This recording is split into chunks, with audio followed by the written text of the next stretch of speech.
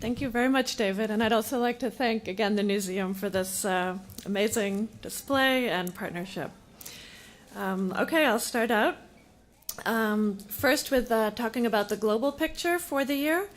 Out of the 197 countries that we assessed during 2012, we had a total of 63, or 32%, that were rated free, 70, or 36%, that were rated in our partly free category, and 64, or 32%, rated not free. And this balance marks a negative shift towards the not free category compared to 2011.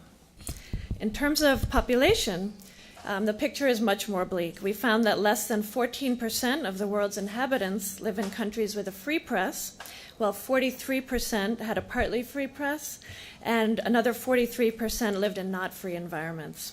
And the percentage of those enjoying free media in 2012 declined by another half point to the lowest level in more than a decade. As David noted, after improvements last year, we've had, again now, a decline in the overall level of press freedom worldwide, as measured by our global average score. And this has actually brought the figure to its lowest level since 2004. So overall, the global picture is quite negative. And this past year, all regions of the world, except the Asia-Pacific region, also experienced declines of varying degrees, with the worst decline apparent in Western Europe, and smaller declines in the Americas, the Middle East and North Africa, and Sub-Saharan Africa. Some of the key trends noted in 2012. We had a dominant theme of setbacks in a range of political settings, and the reasons for decline included the continued, increasingly sophisticated repression of independent journalism and new media by authoritarian regimes. We were seeing the ripple effects of the European economic crisis and longer-term challenges to the financial sustainability of the print media, and ongoing threats from non-state actors such as radical Islamists and organized crime groups.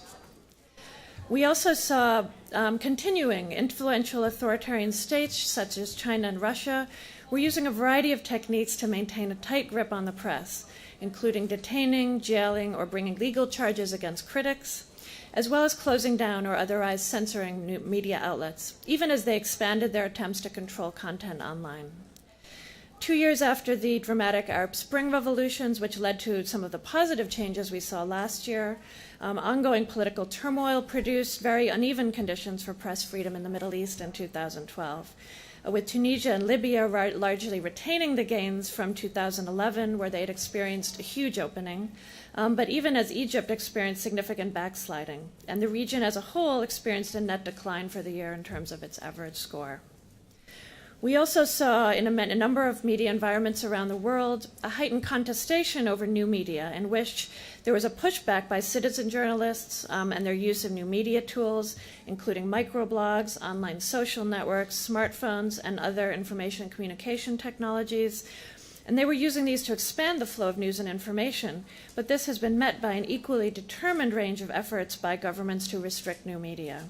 Repressive measures included the passage or intensified use of new cybercrime laws, the jailing of bloggers, and blocks on web-based content and text messaging services during periods of political upheaval.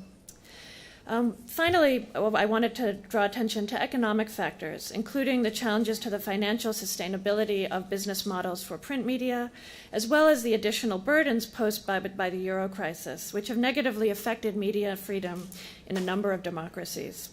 Staff cutbacks and the closure of press outlets has affected the level of diversity of media coverage and has also reduced the media's ability to perform its watchdog role and to keep citizens adequately informed. However, to counter some of these negatives, which are quite a few, there were some promising developments during the year to partially offset these worrisome trends. So I wanted to highlight a few of the positives before I turn to the negative status changes. Positive movement did occur in a number of key countries in Asia, including Afghanistan and Burma this year, in Eurasia, including Armenia and Georgia, and in Sub-Saharan Africa, including Cote d'Ivoire, Liberia, Malawi, Mauritania, Senegal, and Zimbabwe, as well as Yemen in the Middle East. Many of these advances occurred in the context of new governments that either rolled back restrictive legal and regulatory provisions or allowed greater space for vibrant and critical media to operate. And particularly noteworthy was the continued dramatic opening in Burma, which registered the survey's largest numerical improvement of the year due to people's increased ability to access information, the easing of censorship, as well as the release of imprisoned bloggers and video journalists. Finally, I'll turn to the status changes on the map. And this is the map behind me, as well as here. We had a total of 8 status changes in 2012. And for the first time in the survey's history, all the status changes were in a negative direction. First, turning from free to partly free, we have 3 countries. The first is Greece. Greece's score declined from 30 to 41 points, and status declined from free to partly free due to an increasingly hostile legal, political, and economic environment for the press, a rise in intimidation of and attacks against journalists, closures of or cutbacks at numerous print and broadcast outlets as a result of the economic crisis, and a consequent reduction in media diversity and in comprehensive and accurate reporting about the country's political and economic situation. Second, we have Israel.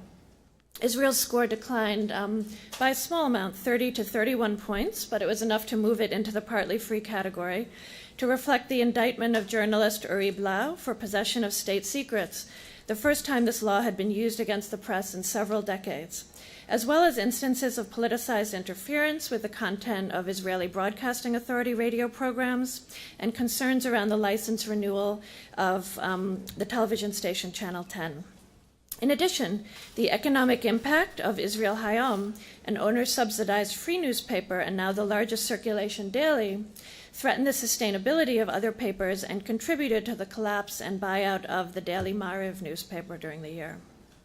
Third, in this category, we have Mali. Mali's score declined this year from 24 to 46 points. It was the largest decline of the year and actually the largest single-year decline in the last decade. And this was due to the repression of media in the south as a result of a coup in March, military coup, as well as a near-complete suppression of press freedom in the north, which had been taken over by Islamist militants for most of the year. This included the temporary suspension of the Constitution, arbitrary arrests of journalists, the takeover of the state broadcaster, and restrictions on reporting on the coup in the south, the closure or takeover of nearly all media outlets and the imposition of Islamic law in the north, and harassment and attacks on journalists in both regions. The next category are 5 countries that have moved from the partly free to not free category. So first we have Ecuador, where the score declined from 58 to 61 points due to the government-sponsored regulations that severely restricted media coverage of electoral campaigns.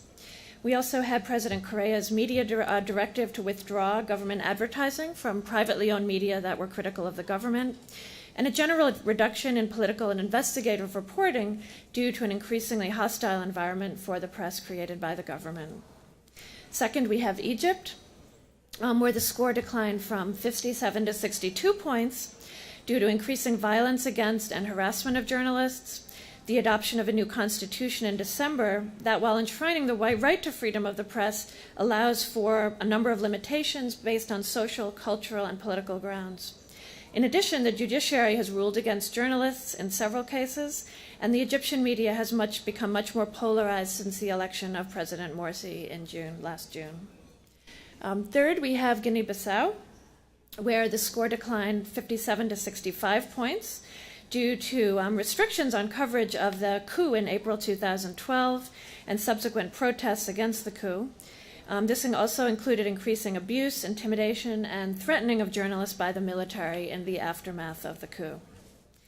Fourth, we have Paraguay, where the score decline was from 60 to 61 points due to what we term a parliamentary coup that removed President Ferdinando Lugo as president, and immediately following this, an immediate purge of the state in the state media by the new president, Federico Franco, in which 27 journalists lost their jobs at TV Pública, and there were overt attempts to influence editorial content at the channel. Finally, we have Thailand, where the score declined from 60 to 62 points due to court decisions that the lèse-majesté law, which restricts speech deemed offensive to the monarchy, does not contradict the Constitution's provisions for freedom of expression, and that third-party hosts may be held liable for online lèse-majesté content. The authorities stepped up efforts to enforce this law in 2012, and harsh punishments continue to be handed out under these laws. Self-censorship increased as a result, and the government and parliament both proved unwilling to address concerns regarding this issue and this law in particular. So those are the 8 status changes that are reflected on the map. Finally, I'll turn to our worst of the worst countries. The world's 8 worst rated countries with scores between 90 and 100 points on our scale are Belarus, Cuba, Equatorial Guinea, Eritrea, Iran, North Korea, Turkmenistan, and Uzbekistan. And in these states, independent media are either non-existent or barely able to operate. The press acts as a mouthpiece for the regime in most cases. Citizens' access to unbiased information is severely limited, and dissent is crushed through imprisonment, torture, and other forms of repression. So in summary, many of the positive developments we witnessed in 2011 have reversed in 2012, with 8 countries moving back into the partly free and not free categories, and a broad negative trend seen in our global and regional average scores. This is an indication that independent media continue to face challenges in a number of political environments for a variety of reasons. Some, such as encroachments on the right to freedom of expression by nominally democratic governments, are easier to address through interaction with government representatives or by advocacy by local civil society groups to mobilize opposition to such threats. However, others, such as the impact of economic crises, the changing nature of business models, particularly for the print media in the internet age, or the role played by non-state actors, are becoming increasingly apparent and pose additional challenges for those of us committed to defending press freedom throughout the world. So thank you. I'll stop there. And I think we have time for questions for about 10 minutes.